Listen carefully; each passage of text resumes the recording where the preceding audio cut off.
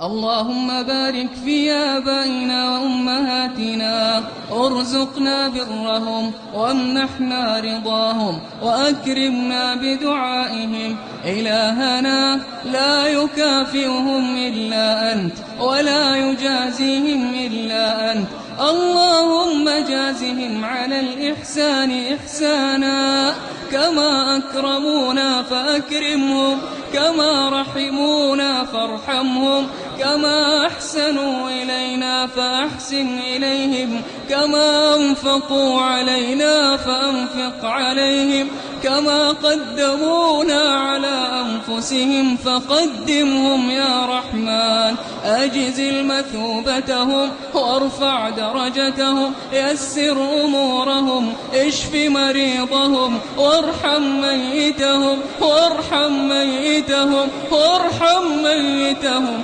أغن فقيرهم، أقل عثرتهم، اغفر زلتهم، أجب دعوتهم، وتولهم بعنايتك يا أرحم الراحمين.